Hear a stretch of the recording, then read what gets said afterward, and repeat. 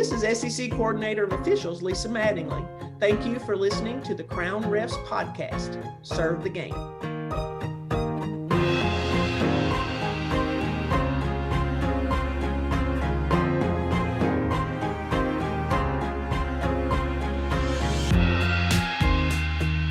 Thank you for listening to the Crown Refs podcast, the audio experience for basketball officials, and welcome back to episode 3 of our 5-part series called The Wonderful Women of Officiating, where we highlight some of the amazing female talent in our officiating community. And I am here with heavy-hitting guest today, Lisa Mattingly. Lisa, how are you? Great. How are you today? I'm doing tremendous. Thanks for joining me. So when we have a signature guest on like yourself, one of the goals of the podcast is to extract as much officiating information from your brain and upload it onto the Crown Refs platform. So that's what we're looking to do today. Hopefully I haven't lost all those brain cells. It seems like the COVID year has kind of fried some of those, but hopefully there's still a few little nuggets out there. All right, that's great. I just want to give the audience a quick bio for context. Lisa is the coordinator of officials for the following conferences: the SEC, the Sun Belt, the SWAC, the OVC, the Southland, the ASUN. Prior to that, she had a Hall of Fame 28-year officiating career working in such conferences as the ACC, the Big Ten, the Big 12, the Big East, Conference USA, OVC, Missouri Valley, MAC, SEC, Horizon. I hope you have a pen and paper down. And of course, the WNBA. And she was selected to work 21 Ncaa tournaments, including a remarkable 18 Final Fours and 10 championship games. Let's go, Lisa Mattingly. How the heck did you do that? What is it? I'm not much of a home run hitter, but I had a pretty good on-base average. So it was a lot more lucky than good situation for me, but been very blessed in that regard. It's been very good to me. Very, very good to me. I can't say enough about officiating. So there's your reason for getting into officiating as I jump ahead. That's great. I just want to give a shout out to June Courteau, our last Signature Series guest. He worked 12 Final Fours, and I was praising him for that and how amazing that was. But sorry, John, Lisa has 18. Well, it's like I said, it's been an embarrassment of riches. That's all I can say. Embarrassment of riches. So let's rewind your story. Obviously, we know about the amazing accomplishments and career highlights, but just take us back to chapter 1 of your officiating story and how we ended up here. Necessity. What is that? The mother of invention. So, I was trying to pay off college debt and living expenses and that kind of thing. And so it was just I needed a little money, and somebody said, "Hey, you can come referee these 5 and 6 year olds, not 5th and 6th graders. Sorry, I almost misspoke, but 5 and 6 year olds on Saturdays." I didn't even have a referee shirt. I bought something at the fashion shop or something. I think it even had buttons on it or something crazy like that. And a collar, I'm sure. And, was making, I don't know, probably $8, $10 a game or something like that through Parks and Rec. And then I graduated up to doing women's industrial league and men's industrial league and church leagues. And trust me, church leagues, one of my sayings is always, if they pray before the game, you're in trouble. And but I learned a lot in those. And one of those was, thank goodness, Parks and Rec continued to take a chance on me because I was probably not a very reliable referee at that time. And I learned a lot of valuable lessons there. So I am not that same person, thankfully. So you worked a lot of men's league, women's industrial, Parks and Rec, church league. Take me through high school and how you made your entry into college and the upper levels. Exactly. High school, I was working a little bit of high school basketball, and as I was moving, not real fast. I only worked like 6 years in high school. And at that time in the state of Kentucky, you had to be certified to work postseason tournament, and certification took a 6-year, you would have had to have been in for 6 years. And I was just on the cusp of getting certified. So I missed out on postseason in high school, but got introduced to NAIA by a good friend who's passed on, Tom Harper Road, many years ago. And I was working NAIA and a little bit of JUCO in Kentucky. And one thing led to another. A lot of great people kind of took me under their wing and pulled me along, sometimes begrudgingly. I went. And it just kind of blossomed from there. So I didn't work a lot. I worked a whole lot more college postseason than I ever did high school. Now, I know everybody's career path is different, so I don't want anybody in the audience to compare your path to theirs, but just kind of take me through, you know, your Division I ref. How long does it take you to break into the NCAA tournament? It was just stupid fast how I kind of happened. I mean, I didn't know any of the process. I thought they would come knocking on my door. You know, they would know that I was good enough, you know, didn't know about camps and those kinds of things. And those things have kind of evolved over the years for sure. And, you know, word of mouth was my best, the best thing for me. And, you know, this one hired me. And the best thing I could say about myself is I didn't bump my head when I did get an opportunity. I didn't, you know, I didn't jack something up, at least at the beginning. I had enough of those throughout my career. But, you know, I always tell people, trust the process now. You know, I didn't know about a process then. And you know, they needed women in officiating and whatnot, and we still do. So I don't want to dust that, you know, put that to the side, but you know, it doesn't happen as quickly as it did maybe for me. You know, I was one year I was a standby in the NCAA tournament, and then every year after that I worked at least a regional. So it doesn't happen like that a lot, and not because I'm exceptional or anything, because I just think that the timing was right.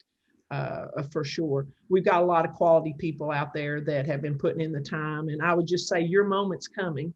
And sometimes it's just an opportunity. Kick that door down when you get it. My opportunity came on a snowy day in Kentucky. I wasn't in the SEC, and Keith Fisher, an official from Ohio, could not make it down for some reason for the Louisville, Kentucky game, which was a big rivalry. I can't remember the coaches, and one of my friends, who's now my assistant, Lois Holmes, was on the game. And she calls me and she said, Sharon Gaughan's going to call you. She's the coordinator of officials for the SEC. You're going to tell her you're available to work this game tonight. And I'm like, what? And the next thing you know, Sharon Gaughan's called me. You can help. Yeah, I hear you can help us out. I go work Louisville, Kentucky. It happened to be also with June Courteau, who was a coordinator of officials in the Southern at the time and became one of my mentors. And the rest kind of took off from there. I didn't foul anything up. Let's talk about June Courteau. You listed her as one of your 3 mentors, and I'm just going to read the passage you wrote. June was instrumental in setting me on a path of educating myself in all aspects of the game: play calling, film review, communication, personal responsibility, and navigation. This last one was because she was directionally challenged as a young person. Talk about that. Well, it was just, you know, June was nothing if not prepared, you know, every game. And she, back in the days, none of these young folks will understand this, but she would get out that board with those little magnets, and she'd move you know, everybody around. And the pregame would be, sometimes, you know, she would take you to task and you needed to have the answers. But the thing that she wasn't very good at was directions. And you wanted to, the first thing that any rookie could do and succeed and get a, you know, thumbs up from June was know where the hell we're going when we're going to a game. So, you know, I always wanted to have that piece of information. And then it didn't hurt that you performed out on the court as well. But she was an educator by education. And she continues that to this day. You mentioned Sally Bell as a great mentor on the court, but most importantly for you, a great mentor off the court. Sally's generosity is legendary, and I've been a benefactor of that generosity on occasions, large and small. She was also the first crew chief on your first game in the Final Four. Yeah, Sally has been there for me for a lot of firsts. And you know, my first ever Final Four game, which was in 1999, actually 98, I was the standby and she was there. And then 99, I was actually on the court in San Jose and got to work with her. And then numerous other times. And many times on the court. Most of the things I learned from Sally were off the court. Like I said, she was a great partner. She knew how to take care of folks. Her gift giving ideas were, everybody was always trying to one up Sally, but you never could. You walk into a restaurant and the bill would come and it would have already been taken care of. You have to almost call ahead to beat Sally to the punch on that. So generosity, and the other thing is going out of your way for people. That was one of the things that I learned from Sally. And even so, this job that I'm in now, this role that I'm in, I don't consider it a job, but this role that I'm in is a direct result of all those people. But Sally in particular, who held it before me, she wanted me to have it. And, she lobbied and prepared me, and along with some others. So I feel like it was mine to screw up. And luckily I didn't bump my head again. So it was, that's a good thing.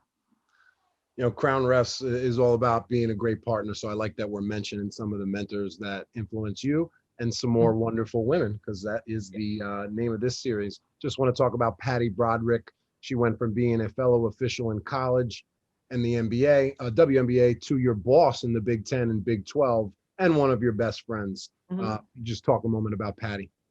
I don't know where to start. I mean, she was like an Olympian, I want to say back in '88, the first that of any of my recollection.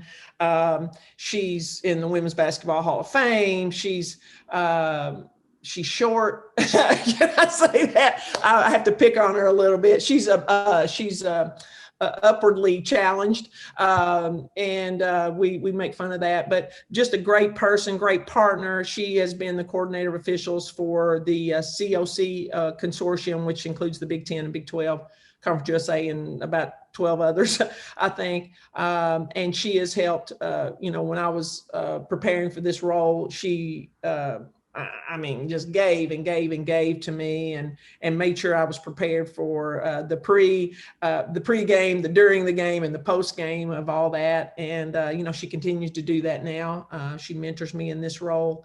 And, our friendship has grown in a different way. You used to be able to be a coordinator and referee at the same time. So she did that for a time. Like a player coach. Yeah. And they used to ride the bus with the team. I never was part of that, but the teams would get their own referees. And so it got a lot of great stories. Some of the funny ones are that I had to follow June and Sally and Patty around, mostly to pick up, now this dates us really, their beepers, then their phones, their jewelry, make sure they've got everything before we leave a gym or a hotel room. That's another way for you rookies, U1s, U2s, take care of your crew chiefs. It's invaluable. It's not always what happens on the court. Let's talk about some aspects of officiating that you are passionate about. You mentioned bringing more officials into officiating, women in particular. Why don't you go into a little bit more detail on some of the steps we need to take to make that happen? Yeah, we need to make our the officiating community is a little sorority, fraternity, and whatnot, and it can be a negative business. There's no doubt about that. But I want to make it. I want to show people all the positives in what we bring. It's a good group to be with, but we are hardest on ourselves sometimes. Women in general are hardest on themselves. We've got a lot of great folks that are working right now. We've got a lot of great folks that that want to be involved in officiating, but women, it's a women's game, and I'm not trying to exclude any of the guys, so do not ever feel that way. We always want to put the best officials out there, no matter who they are. But it is a women's game, and I'd like to put a woman, 3 women on every game if I could. That's not possible right now, and nor would it probably be preferable. But I just want to make sure that our game is palatable for everybody, that people with families, and and it does take a time commitment, and sometimes women seem to be more involved with the raising the children or the home life or whatnot. Again, not trying to pigeonhole anybody, but we've got to make it more, like I said, a more palatable avocation. So many of us have been able to fortunately do this as our primary gig, and it's been awesome. But not everybody is that fortunate. So We look for more women. Anybody out there that knows somebody that, especially our former athletes, we love to have them come on board and bring them over to the dark side, as we like to say. So, you know, come one, come all. Can we change that narrative and say bring them over to the light side? Because maybe that's why everybody don't like us. Like that, better. You're exactly right. The better side. How about this is your better half? That's right. Yeah, I like that. Yeah. I know you mentioned, you know, women officials, one of their challenges, obviously being a mother, raising a family. What are some other difficulties and challenges you think female officials face? You know, sometimes it's just a perception, you know, less than, you know, not as athletic. Maybe their run is this. Maybe, you know, I always say that, you know, when we talk about physicality, you know, women are shaped a certain way. Most of them are, you know, I'm not one of those. I've got like one of those, my mom said an ironing board figures, but just to be brutally honest, but, you know, so there's perception that way. And then there's the challenge of maybe a male official and how they handle it and that kind of thing. But, you know, I'm here to tell you that that's just not true. You know, everybody has their own communication skill set. And, you know, we've got some women who are the best communicators, but maybe they're not the best play callers. But we got some guys that are crappy communicators and maybe they're really good play callers, and vice versa. Nobody is pigeonholed. I mean, everybody can do everything out there. So just because you're male, just because you're female, just because you're athletic, just because you're non-athletic doesn't mean you can or cannot succeed at this business. I mean, you know, you just have to have a feel. The best officials are the ones that just have a feel, and that's neither male nor female, I believe. I believe so too as well. Yeah. You have a feel for the game, you have a feel for the game. Definitely helps if you were a former player. Mm-hmm. So in your 28-year career, you obviously worked a lot of memorable games. You listed a few in the show notes. I just want to go through a few of those games and add a little bit more context to it. So 1997, Uconn versus Tennessee, just to give the audience a little context. I think Uconn had won in 95. They were just kind of the beginning of their dominant run that we know now. Tennessee was the team. I think they had won multiple in the mid 90s. Two best coaches in the country with Pat Summitt and Gino Auriemma. These were the two best teams of the decade. I don't even know who you would call number three. So this is quite a matchup. Take us through this game. Well, there was no reason in hell that I should have been on this game in the first place. I was 96. I had worked a regional, my first regional. My first NCAA tournament was 1995. And I was a standby at the first and second rounds at Knoxville. 96, I made it to the regional that was at Stephen F. Austin. And then this year, I worked all the way to the regional final, and it was Tennessee. Tennessee had lost 9 games that year. 𝗪𝗂𝗪 𝗪𝗂𝗪 was a senior, I believe, and Uconn was the heavy favorite. And I was working with a veteran, John Morningstar, who had been a multiple Final Four official at that time, and Jack Reardon, I believe, who was a veteran Northeast official, and me. And I was the least of the three.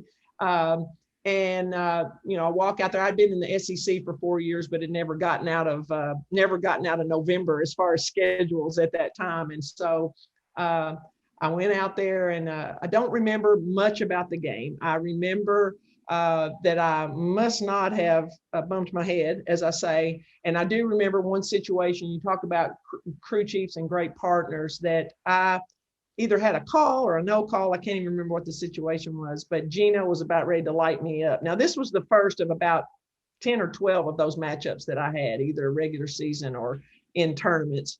So this is the first time that Pat Summitt or Gino Auriemma had ever laid eyes on me.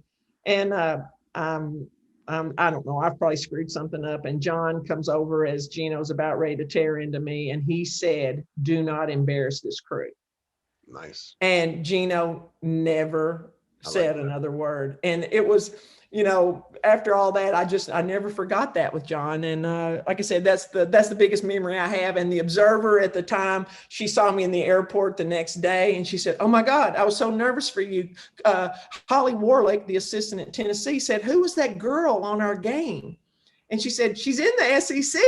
And they go, "Well, we've never seen her." And so my not knowing how the process worked, I'm thinking, I'm in. I'm going to be working Tennessee games next year. I'm going to be working blah, blah, blah. I still didn't see Tennessee for another couple of years after that in conference play, but I did eventually get to see them pretty routinely. So it was a good outing. I talk about playing offense a lot on coaches, right? When we have the leverage of the rule book and there's certain things we're allowed to address, it's good to play offense and kind of put them in their place, which is what happened on that play where John, said, don't embarrass the crew. I'm interested if he just led with that line or there was kind of a lead up line into that, or was it just don't embarrass the crew? Do you remember? I don't really know, but I just know that whatever it was, it worked. And just as a little side note out there, that doesn't work for everybody. That wouldn't have worked for me at that time. I would have had to gone over there and hemmed and hawed and whatever. And what works for one person won't work for another, whether you're a veteran or you're, you've just been in for a little while. So, just find out what works for you, because there is something. And I've always found out that I was more of a, hey, what, oh my gosh, what did I miss? Or, hey, I've always been more of a kind of let's ease into it kind of thing. And, but John went directly at it because they had a relationship. They'd had a relationship that went back several years. So he knew what he could say. Way to step up and support the crew, John. Let's fast forward to the WNBA playoffs. Working in the best women's pro league now. San Antonio versus Phoenix. Scores tied 105-105, and you called it a foul as time ran out in regulation. I'm sorry to recap it. I see you shaking your head, but there's a lot of learning points I think we could take out of it. So just tell me about that experience. Exactly. And I believe that was 2007, if I'm not mistaken. And, I had worked playoffs and championship series and whatever in that league, and was on the first staff in 97. And, my God, this has been a great game. And it was just one of those 94 feet fouls that was not, the clock ran out as soon as I blew the whistle. It was like one of those kind of trip, kind of whatever kind of things. And at that time in the W, we talked about a player doesn't go down if there's a defender next to them unless they got tripped, right? It was one of those, you didn't have to see the whole play. And man, I wish I'd just sucked a little air on that whistle and whatever. But it was a, I don't want to liken it to any sacrifice or battle or hardship that anybody suffers personally. But I'm gonna tell you what, that was the lowest point for me in officiating. I'm not a social media person, but I stayed off TV. I didn't look at emails. It was bad because people were not very kind, and they shouldn't have been. We wound up, we didn't go into overtime like we should have. Phoenix won that game, and I think that was game 2, maybe, and wound up to win the series instead of San Antonio. And who knows? The coach of San Antonio, who's gone on to other things, I think he's just now speaking to me again. So, but it was low, we've all had those, and I've had others too, but that was definitely a low point. 2006 national championship game in Boston between Maryland and Duke, and the roof starts the leak during the national anthem. What happened? Mm-hmm. Yeah, there was one of those revolutionary color guards. It had rained and rained and rained and rained up there, and I mean, it just the whole week it had rained like crazy. And so we're standing there at midcourt, and the Revolutionary Color Guard is standing there with the powdered wigs and that kind of thing on, and we're listening to the national anthem, and all of a sudden I see this drip start happening there, and you're just going, oh no. And of course there's a delay. They're trying to fix it. They're trying to think of all the different ways to plug it with bubble gum or hang a bucket or a hard hat or whatever up there, which I have seen, by the way.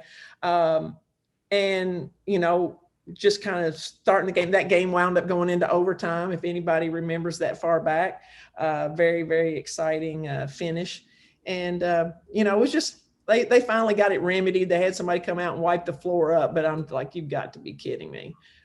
So it was just, it's just, you never know what's going to happen, even at the highest levels and the championship moments. I mean, there's always the little stuff that can hamstring you, and you just don't want to let that trip you up, whether it's in officiating or whatever. You know, I used to say, you know, any little thing would knock me off balance early in my career. You know, if a partner didn't call me back in a timely manner, or, hey, whatever that was. And I just, you know, had to come to the realization that, you know, I'm responsible for me, and I can't let that upend my concentration or my thought process, and everything's, you know, it's going to be fine. We'll figure it out. No big deal. So that speaks about controlling what you can control, right? Mm-hmm. Exactly. Not Exactly. being Don't get all unbalanced. wigged out. Hmm? Don't get all wigged out. Yeah, absolutely. It's not good to feel unbalanced, That's right. especially over little things that we're going to forget about in 2 days. Exactly. You know, people are, you know, I do encourage everybody to do a basketball resume, because when you get to my age and you try to go back to things that you've done or whatever, it really, you won't remember them. You really, really won't, because they really don't matter a whole lot, you know, in the big scheme of things. I mean, they got me here and doing a job that I love, and many of the people that I've just been so fortunate to be around and continue to be around. But you know, some of those things, they'll just be they're in your rearview mirror, and they should be. So at Crown Refs, we spend a bulk of time discussing the communication and game management aspects of officiating. I think it's the hardest skill set to learn, you know, what to say, how to say it, when to say it, who to say it to, what to address, what to ignore, how to know when someone crossed the line, how to draw and communicate the line, how to get the participants to be compliant to the rules. So many nuances of running the game and being the best communicator on the floor. What are some of your communication tips and principles that work so well for you? Well, you know, a lot of times for me, it was, I would go directly at them. I didn't want to let them sit there and go crazy forever. And, you know, especially in this role, you know, I see a lot of stuff on film where the coaches are over there and, you know, they always tell us, don't answer statements. Well, I agree with that. However, I can't let you make statements and statements and statements and statements. I've got to, you know, come over and I don't have to have the last word, but I do have a gift of gab, as my mother always tells me. And, you know, I'm not going to let you sit there and talk and talk and talk. I'm going to try to find out what it is. Maybe we can shut that down, any concerns that you have down. So I'm a talker. I'm more of a, hey, tell me what's going on over here. You know, why are you so upset? Whereas some people would ignore that until you get asked a question. I am not that person. I would try to ward off any of those problems. But, you know, there's a lot of folks that, you know, are very, very successful who, you know, are into ignoring everything until we get to the very, very bad behavior where they can then warn and tee. But for me, it's always been the direct approach. And, you know, I just try to be as honest as I can. I'm always one that gives myself up, whether it's to my coaches or to my partners or whatever. Now, you can't be giving yourself up on every play. You can't go over there and say, I screwed that one up, or I didn't have a great look or whatever. I mean, obviously, we need you to be better play callers, but, you know, making sure that you're just being honest, and honesty goes a long way in a lot of aspects of our business. I like, you know, your mention about question or comments. It's a bit of a broken model that they teach in the class. Only respond to questions. So we're just going to let them say whatever they want if it's not in question form. That's going to set you up to fail. We obviously have to address statements and comments in order to get them back to the line, right? Exactly. What advice do you have for officials to help them develop and become a better play caller? Film. Lots and lots and lots of film review, and you know, and I don't mean, but learning the proper way to watch a film. You know, I didn't know what that was. I mean, I watch a lot of film now, and we have coaches who send in plays, and obviously they're sending it from the center high camera, and everything looks like whatever they're asking you for. It always either looks like the foul they're asking for or the no call they think it should be. And when you break it down and start looking at the angles and positioning and that kind of thing. And I would just encourage you, when you are looking at film, don't just go out there and, I mean, I've been there. Oh yeah, I was right. That coach, yeah, I got that one. And then move on, let's drink a beer, pat yourself on the back, and let's go. that's just not, that's not beneficial. So, I would just say, find a play, like, hey, center had to come get that play. Why didn't I have a whistle on it? Or, hey, that coach was asking me for a kick ball over there, or out of bounds, or whatever it is. Why did I not have a look at that? And why were they saying that? Don't just go look at the plays that you think you got right, and like I said, move on from there. So being able to be a good film watcher, and knowing when to put the whip down when you have screwed something up, because you're gonna miss them. We're all gonna miss them. Trust me. We are in the high. If we're not in the high 80% range as far as play calling accuracy, then we've had a bad night.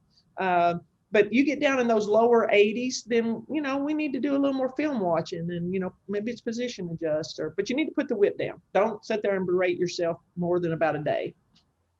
Yeah, you got to be your biggest champion. You got to be critical of yourself, but also be your biggest champion, not be too hard on yourself. Exactly. And have everybody knows about having mentors, multiple mentors, and people that hold that mirror up to you. And I've got lots of those still, and some of them are officiating, some of them are coordinators, and some of them don't know a daggone thing about basketball. So they all make it all work. Just to get back to the film talk, I know we spoke off air. You said you watched about 300 games of your officials this year. What are some takeaways that you had from your staff, what they needed to do better? Are there anything that stood out as a whole? Yeah, that was camp last year. So we let everybody submit a 10-minute video or 10-minute period of basketball, since we couldn't be in person for camp. So I did 320 1-hour film breakdowns with our camp officials, which was awesome and eye-opening for me.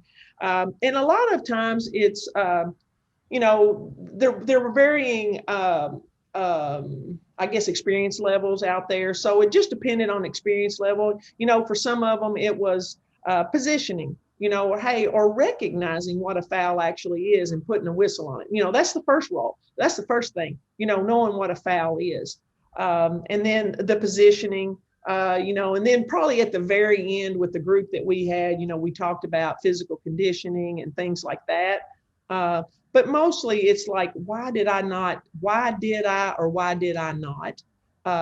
then knowing that the game is all about angles when you're watching film.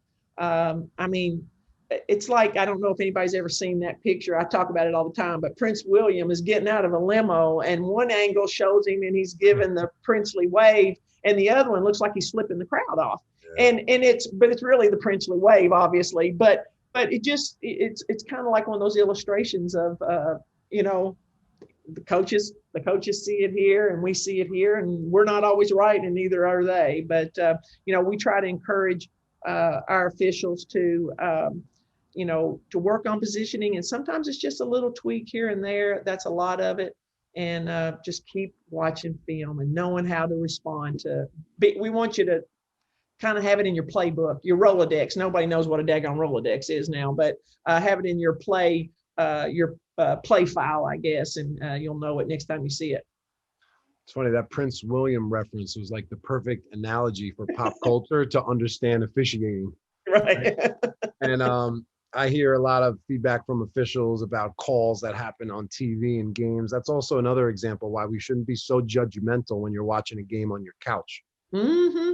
And I've learned, I'm going to tell you, I watched, oh Lord, I don't know how many games I had. We got in about 70 or 75% of our games starting November 25th or whatever date we started. So I was watching, instead of in-house, obviously, in my own house, watching a lot of games, multiple at a time. And, I'd look at it live and I'd go, oh my God, how did we not get a whistle on this play? And, the coach is going crazy on the sideline. And then through the magic of, DV Sport or television replay, I go, oh, okay, good no call. But it's true. Even somebody as experienced as I feel like I am looking at a game, I get caught up in it too. So.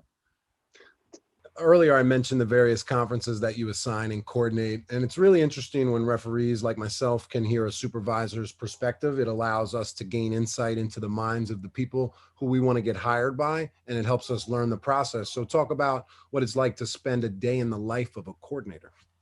Okay, well, a day in the life of a coordinator this past year was vastly different than my first year. Thank goodness COVID did not occur in my first year as a coordinator. That might have been the death knell for my career. But routinely, post-COVID, it usually consists of, if I get up in the morning and I look at email after Sunday game. So on Monday, if I get up and start looking at email, I'm in a rabbit hole because I've already gotten, game reports and emails.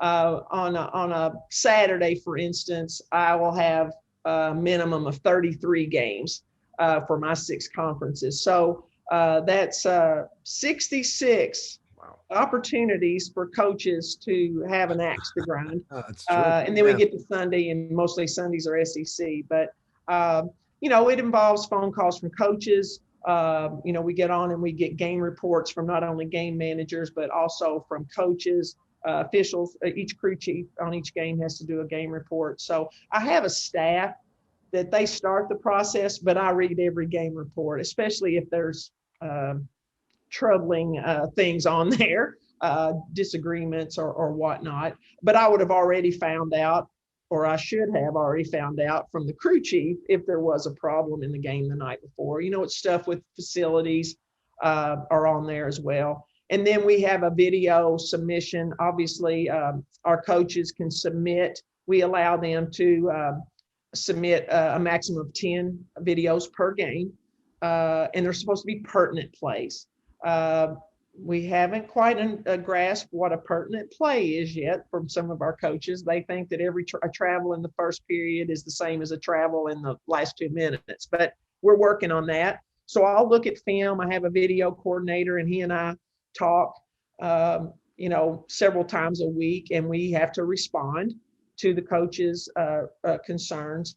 Probably in a typical year, I don't know, maybe I look at coaches send in over 1,000 plays or more. And that's not counting the ones that they text to me, they email me, and that they're not putting on our website, which is Spot Foul, because we have it all. Everything is in one location for us, which makes it great. But then officials send me plays, so I'm looking at those. I'm getting phone calls about, you don't want to hear on Sunday morning when you've got a noon game at Arkansas that one of the officials that you've got on it is still stuck in Philly because they're not making it. So then you got to put on your geography. You got to get your maps and your ways and who's where. And, everybody's booked up by that time on Sunday. So the panic starts to set in a little bit. You got to have a backup plan every day. And then, it's just a lot of always talking about that next group and who's looking good here. What are we doing here? Are we moving these people in the right direction?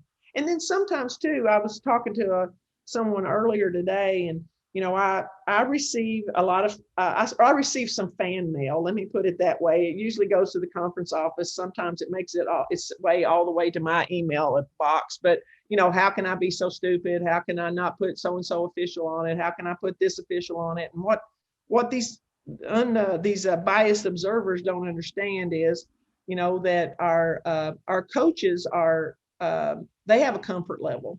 And, sometimes they'll call me. I could put Lisa Mattingly out there on such and such a game. And I'll tell you that even though I've had 21 NCAA tournaments or whatever that was, they don't want to see me. They might not like Lisa at all. They've never won a game with Lisa. And, and then as a coordinator, I'm like, oh my gosh, who do I put on that game? And so there's all those things that nobody sees, and you don't always know, coaches' perception is everything. And so there's all those little underpinnings, all those little things out there that goes into scheduling. Scheduling, that's another animal unto itself. That usually starts in August or September. August, we hire folks. And in September, we start scheduling, and that's probably 1,800 games that I assign or more. So it gets busy. Let's talk a little bit more about the fact that coaches are allowed to send in up to 10 videos per game. Yeah. Now, are these plays that they think are called incorrect, or are they plays that they're looking to have clarity on? Are they just trying to throw the officials under the bus 10 times per game? Is that what's happening? Yes. Yes, Now, to all three of those. how many times are officials allowed to clip plays of coaches' behavior and send to you? Oh, wouldn't that be nice? Only if we've teed them or whatnot, which, usually we don't see that sideline behavior in our DV sport or whatever. But there are coaches that send it in for clarity. They'll send me something and say, did you see this game? Not even their game. Sometimes I've got this one coach, he'll send in a play that he thinks we got wrong that was called for his team. Did we get this play right? And I'm like, hey, I don't have time to look at those because the other coach is going to send it in too. So he's an exception. There's sometimes when there's a personality conflict, where they just they don't like anything that a certain official does. And so they want to say, look at him standing there with his hands in his pockets, or, stuff like that. Mostly it's play calling, travels. I get a lot of that stuff. I get a lot of, screens. We see a lot of rebounding situations and whatnot. And we got a lot of guideline plays, and they don't like it when we call an arm bar or those automatics with the two hands. And they're going, hey, it's 2 minutes to go in a whatever ball game. I'm like, they wrote the rules. Sorry. There's only coaches and administrators on the rules committee, no officials. So let's break this down percentage wise. If a coach sends you 10 plays, what is their correct call percentage? Of those 10, how many are valid? Lord, if they get 2 right, we've had a real bad, and I've got one coach in particular that he is a similar, like, well, here's the level of contact we allowed down here, which might have been not on the same kind of play, though. You know what I mean? But they're a take to the basket or a jump shooter. So he wants to compare those. But a lot of them they're wrong a lot. What they think a travel is, what they think a double dribble is. They don't like it when we do this. Some of the coaches don't. And I was like, well, it's just letting you know we see them, but it's illegal and it's legal. So yeah, they're usually some of them are not wrong on any of them. Every now and then I have to throw them a little, I'll say, hey, I understand why you sent this in because it's a confusing rule, an over and back perhaps, or 10 seconds, or a throw-in violation when they've moved and they weren't allowed to run or something like that. So you got to give them props. And some of them, we're wrong on them. We really are. And I have to, I hate having to send that comment back or make that phone call, and I'm going, this is too obvious to miss. And a lot of times it's, we just cannot miss obvious. I don't mind talking about nuanced plays, and if a coach sends me something, and I'm like, dang, in real time, that travel, I had to rewind it. And I tell them all the time, we have a lot of those. Yes, by rule, I believe that's a travel, but I had to rewind it 5 times to find out when they picked the ball up, or when they gathered, or which one's the pivot, or same thing with, timing situations sometimes. So, and if I have to rewind it multiple times, then the official got it right, whichever way they came down on it. If it's one of those where I go, oh, then yeah, we got it wrong. I knew, I put this information out about a month ago. I knew the correct call percentage of a coach was anywhere between 8.7 and 19.8%. So maybe next year, instead of giving them 10, if they're only going to get 20% right, we'll give them 2. There you go. I want to call you back, make sure I get that. But that's pretty daggone accurate. I was giving you random stats, but it's, I like that. It's an educated guess. Yeah, that wouldn't surprise me.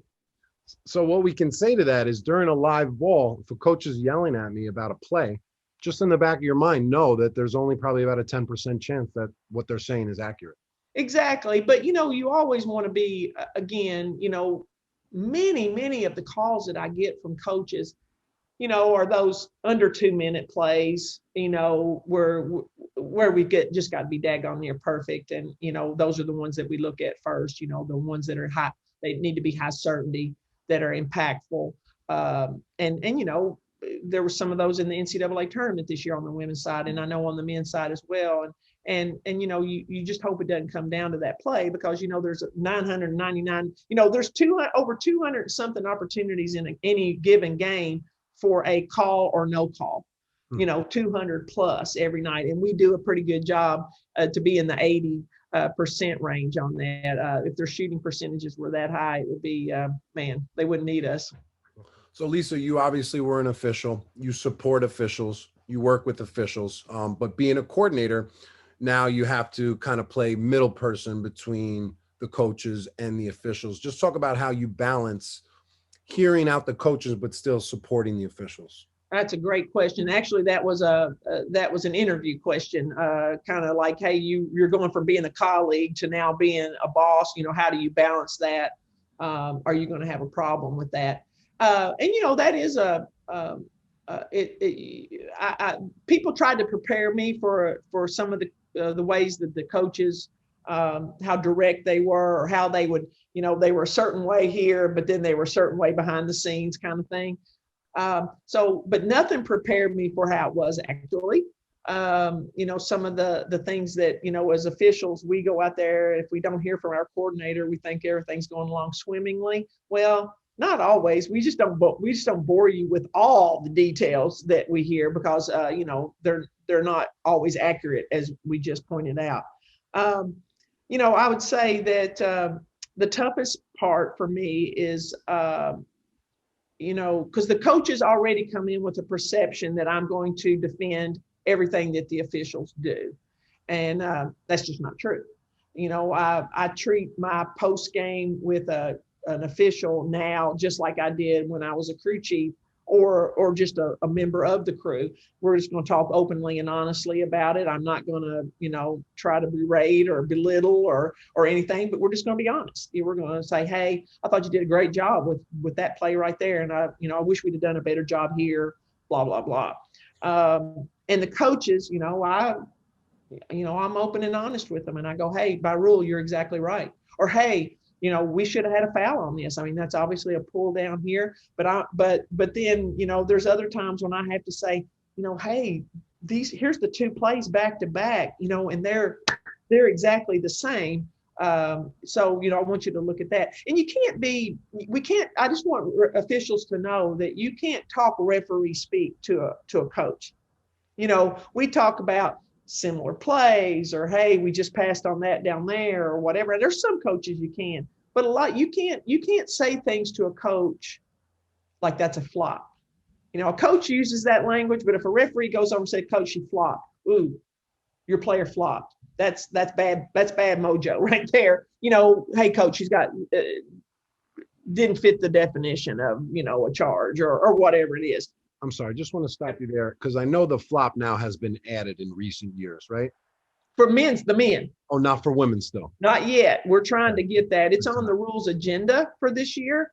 I hope we get something. It's been a total, I mean, it's a, you know, they also want the hook and hold and, you know, the halo thing and whatnot. But I think the flop, you know, FIBA has a great rule with that. So I hope we get something like it.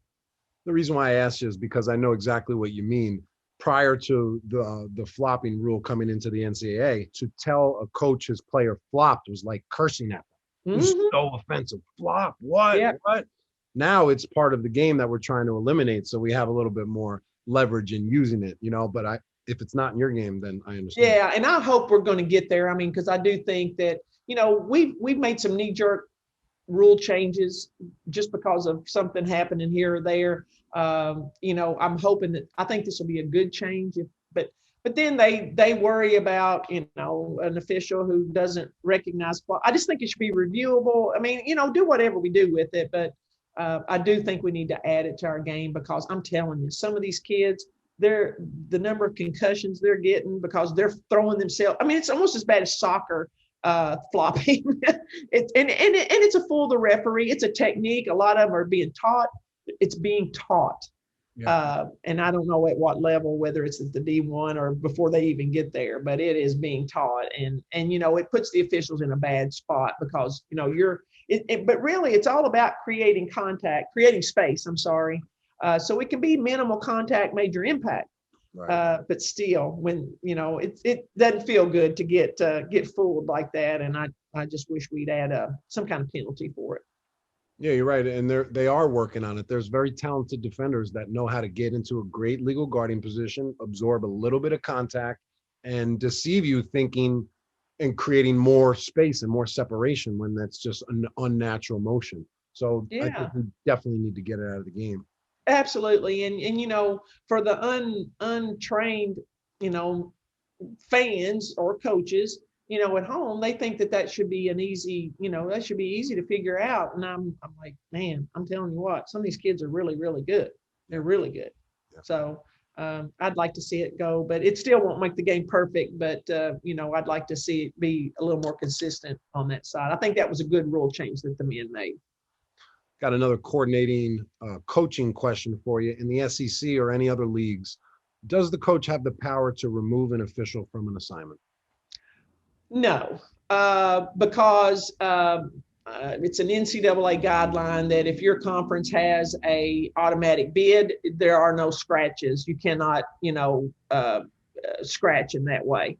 Now, I'm going to tell you as a reasonable human being that if, you know, Coach A doesn't like Lisa Mattingly and she despises her, and every night she calls me after the game and tells me how much she despises, you know, I might give Lisa some rest there. You know, I might not send Lisa back because it's not a good situation. I mean, you know, now if Lisa Mattingly's my #1 official and hey, sorry, suck it up. But, you know, why create that animosity there? But there's been situations and, you know, where we've had, you know, my Phoenix and San Antonio game. Obviously, I wouldn't have, if, you know, I got hurt the next year. So 2008 was not a good year for me. But obviously, I wouldn't have had San Antonio or Phoenix the next year probably after that. And I would have expected that. But yeah, no, they don't have a, you know, they might call and raise some kind of cane about it. But I wouldn't take them off just because they called. There has to be, unless you misapplied a rule or something now. And, you know, now we got a different situation, but not just a phone call, no. Let's flip the question on the other end. Do coaches get preference on which officials will work their games? You know, we try to create, you know, coaches talk about, they throw that accountability word out there a lot. And, you know, I try to tell them that, you know, the accountability piece is all over the place. I mean, there's tier levels, there's number of games, there's crew chief assignments that can, you know, you can, you know, if there's some misstep, you know, and there's a level of missteps. I mean, just missing a travel is not a reason to for any of those, but setting aside a rule, you know, not putting the ball in the right place or not shooting the right number of free throws, blah, blah, blah, might create one of those situations. But they get a voice. You know, they do get a voice in it. And, you know, I like to see people succeed, but, you know, we've got these guidelines, parameters set up where it was a little different for COVID this year because of opt-outs and things like that. But you can't see right now, no one can see any team in the SEC, for instance, or any of our leagues more than 5 times. Okay, we've got it set up where it'll kick us out. You know, and then there's some situations, like I said, where, you know, if an official has kicked a rule somewhere, I'm not going to send them back there for a year or so, but nothing, you know, yeah. They could call me. They don't call me and say, now there are some of those out of conference matchups, you know, like, I don't know, let's just say a Stanford comes to visit or something like that. And, you know, while I don't have a lot of Pac-12 crossovers or whatever, I would always try to make sure that I've got like regional and Final Four quality officials on those games, but not specific officials per se. Gotcha. So what kind of official are you looking to hire this offseason? Good question. You know, I like the whole package. You know, I've got you know, the play calling kind of remains to be seen. You know, I've heard when Patty Broderick first hired me in I can't even remember which conference she hired me in first. One of the 17 conferences. But when she hired me in Big Ten, I remember she called me up and she said, well, you can referee camp games.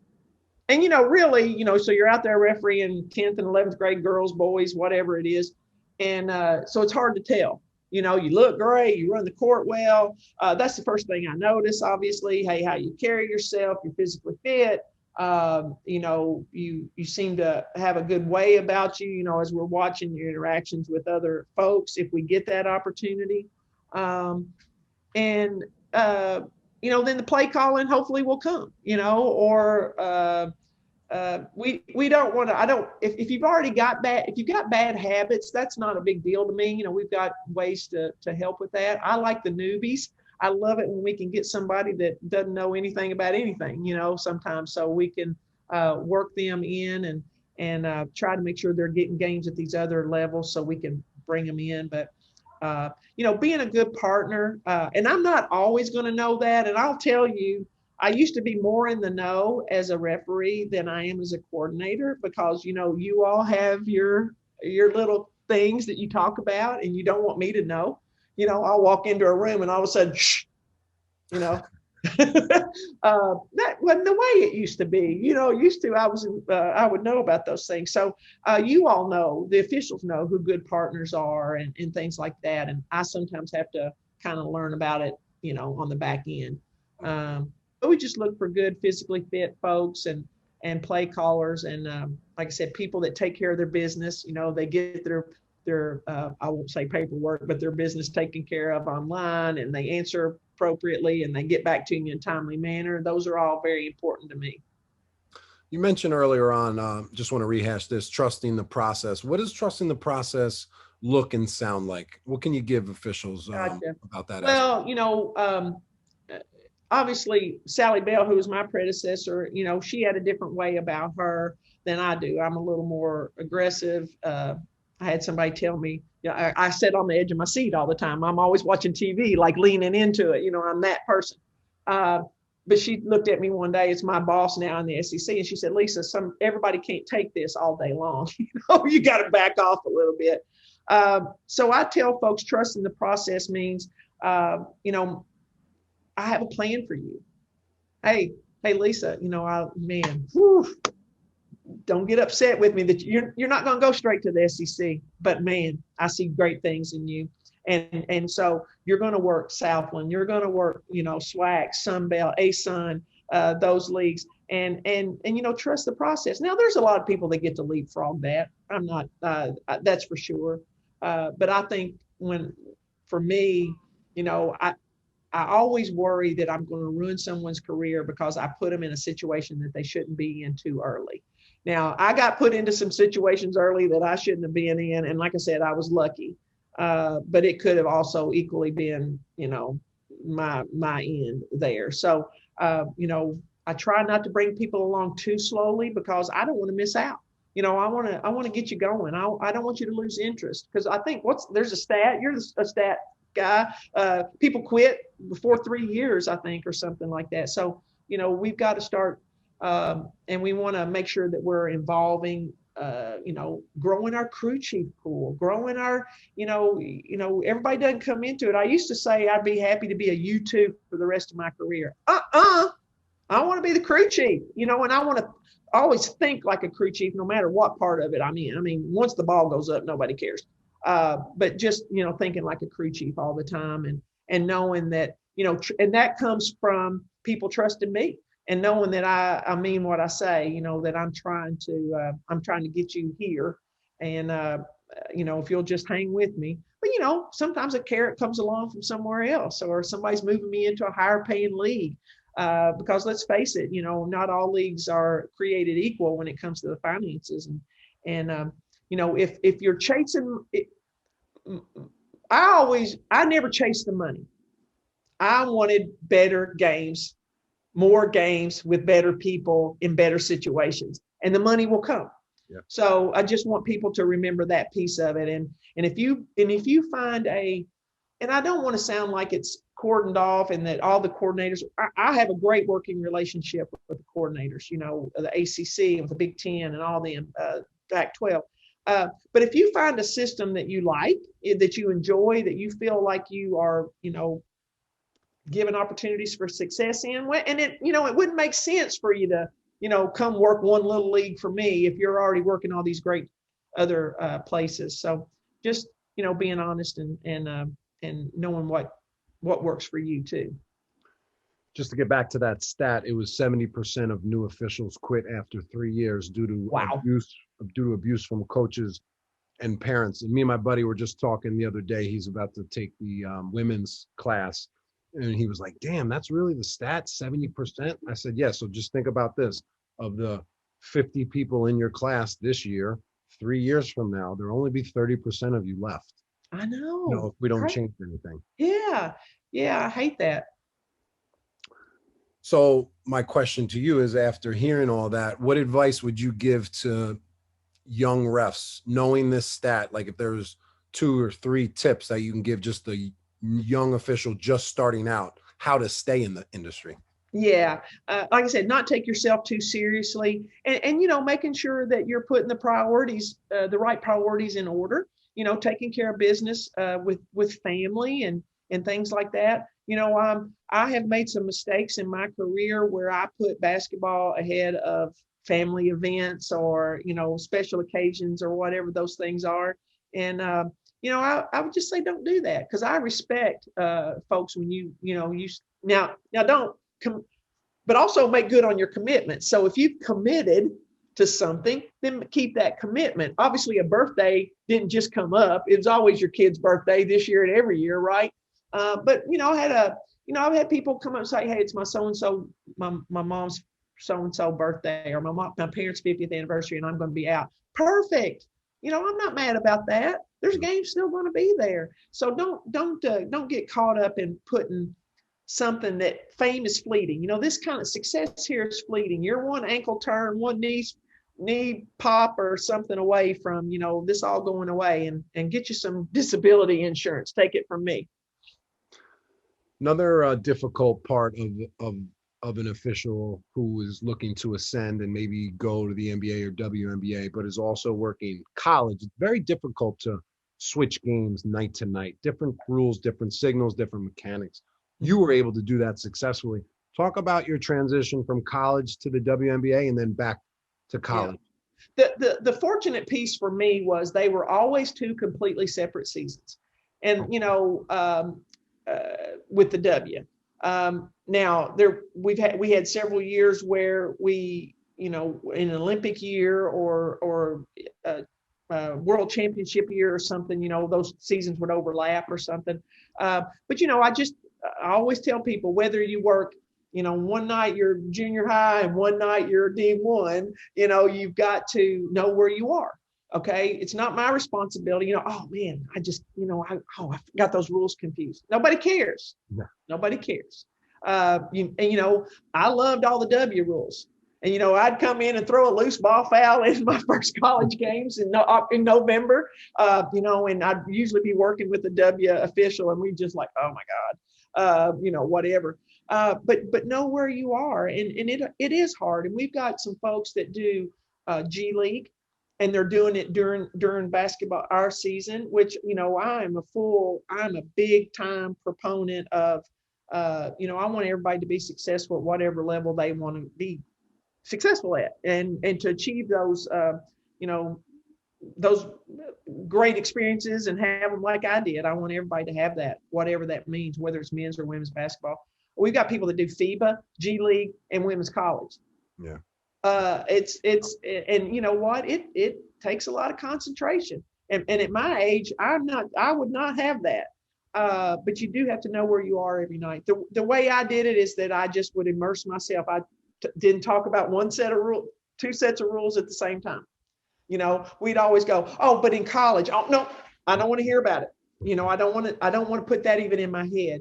Right. So I tried to stay away from, when I was in one season, I was in that season. And when I was in the next season, it's harder now because, like I said, FIBA sends out their things, or G League is and they had a February season. So it was hard. And I'm not sure that I'd be very successful at it. I'm appreciative of the folks that are working so hard, I know, to get it all right every night.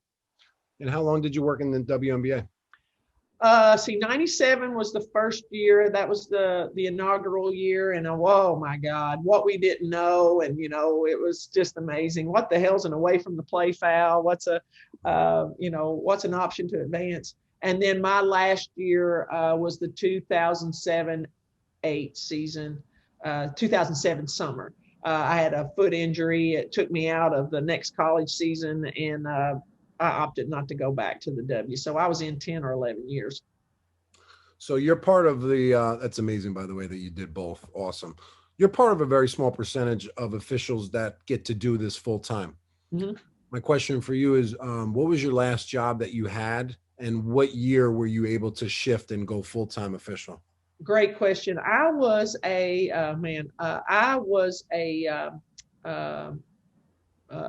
specifications. I worked for an architecture firm. I can't even remember what the title was. It's been so long ago. But I started out as a gopher there. And they were, I'd like to give a shout out to 𝗪𝗏 Architects in Lexington, Kentucky, because that's when my career started to, my officiating career started to kind of go and go. And they would let me come in early or come in late or whatever and go to games and whatnot. And that had to be, and I'll tell you, they kind of gave me an ultimatum, to be honest, because they were adding more duties, and I was going to need to be in the office more. And it was, it was really like my brother was firing me, because the boss of the company, we'd kind of grown up together. And he says, hey, I'm going to need you to be in the office more. And I started crying. I'm like, what? And he said, yeah. He said, it's going to be more responsibility, a little more money, blah, blah, blah. But, we're going to need you to be here more. And I went, well, I'm going to have to give you my 2-week notice. And he goes, what? Because, they had no idea that you could make that a full-time career. And his wife, I think, chastised him, like, you can't let Lisa quit. What's going on? And so it was one of those things that it scared the heck out of me to do it. But it had to have been, maybe 20 years ago, I guess, that I made that decision. I still can't believe I did. But the dumb thing that I did, please don't do this. I gave my 2-week notice in August. I should have waited until October or November when basketball was going to start. So, but it worked out, and they've been super fans of mine ever since. And I still have a great relationship with them. So it worked out. Don't leave any place in a bad way. Follow your commitments, and, don't go in and cut any, burn any bridges. I would recommend that, whether it's with another job or whatever. And it's a scary thing. You can't steal second with one foot on first, but, I took a leap. So, and they kind of forced me into it. So it's probably a good thing. Kudos to you. I know you've reffed some amazing talent in women's Ncaa Division I. If you could list maybe 5 players, who are the top 5 players in no order that you refereed? Oh, let's see. In college, of course, ref Diana Taurasi as a freshman. I remember, and this is not a claim to fame or anything, but I was up. I think we were at Gampel.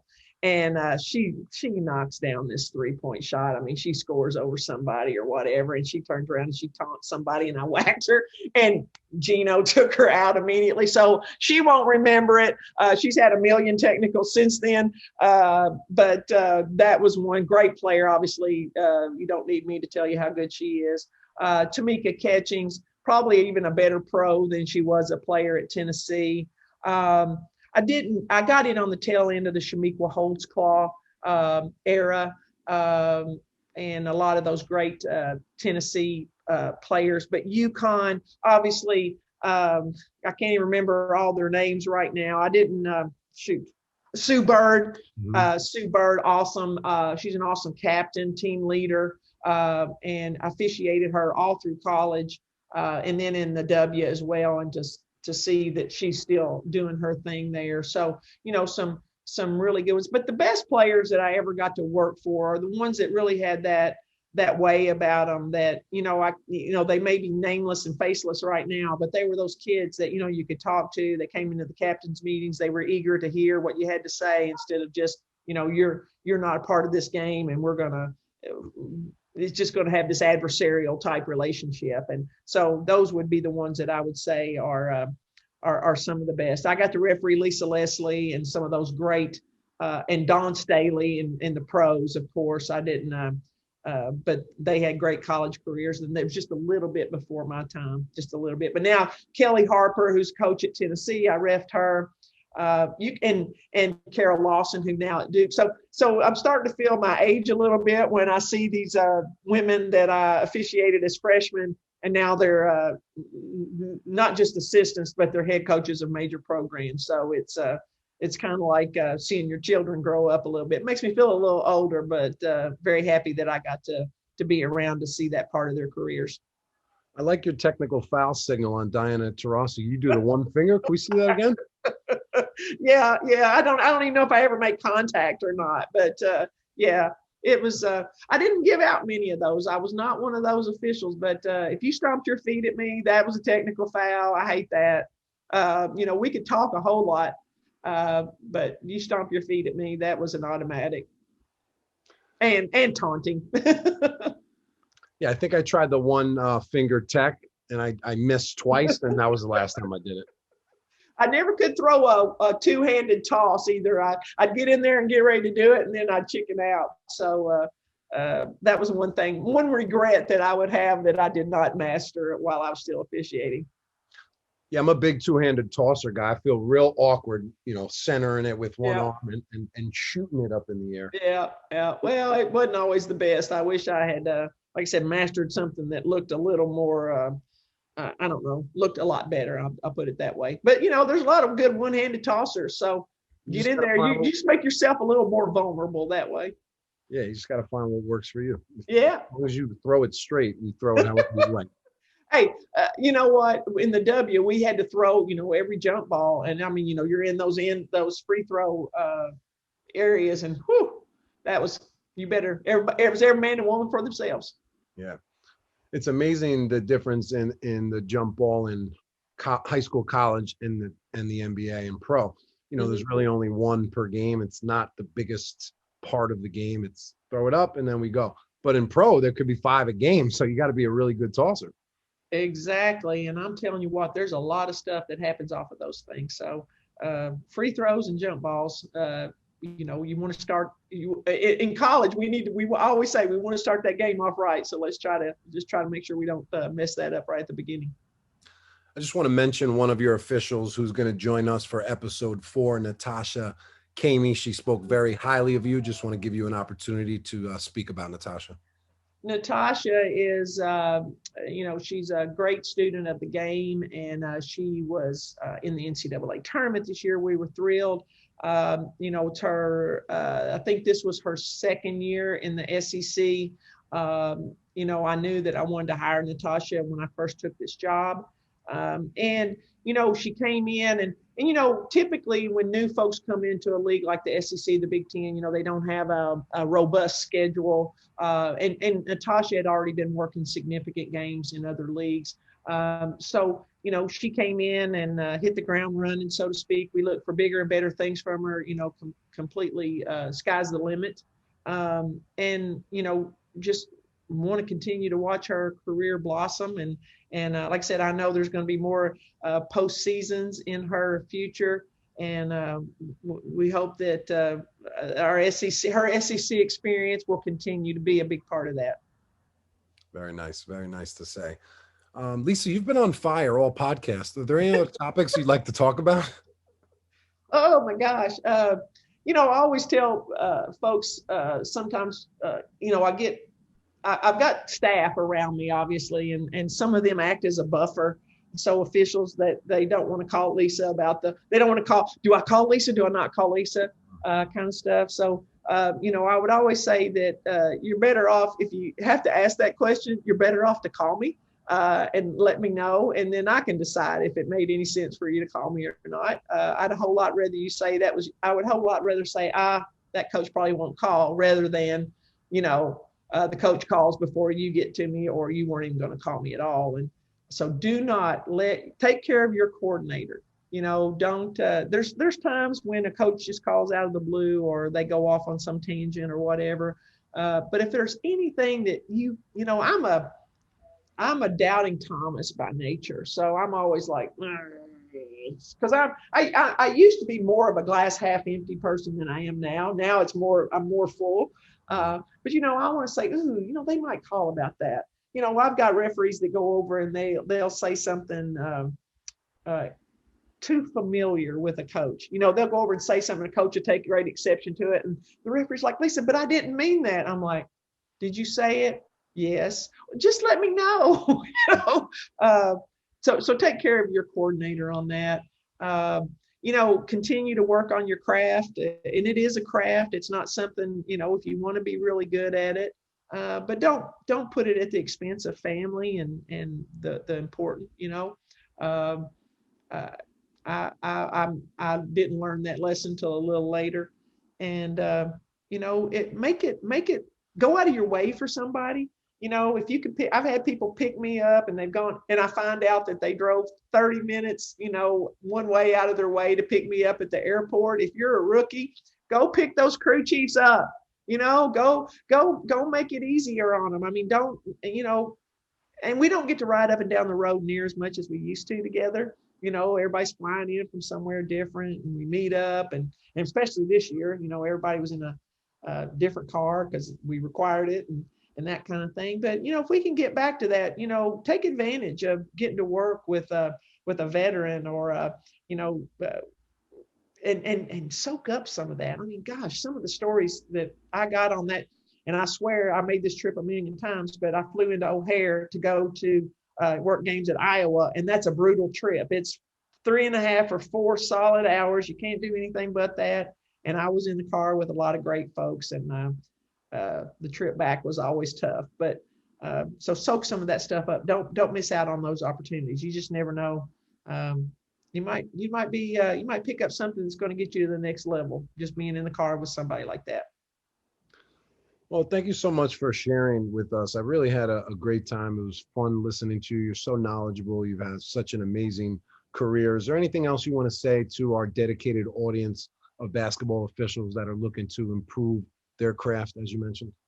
You all, you've got so many things that are available to you now, Crown Refs, this opportunity here, none of that was out there before. And, for Paul for putting this together and being dedicated to it. And I'm sure there's times when he doesn't feel like getting on this daggone thing, but he does it anyway, and he's putting content out there and just making sure you're taking advantage of those things. And, I know there's other opportunities like this, whether the group is small or large. Anytime you can get involved in a study group, do that. And, I'll go back many, many years, but I was getting ready to work a national championship game, and I had a young official, it's day of game, and it was in St. Louis, 2009.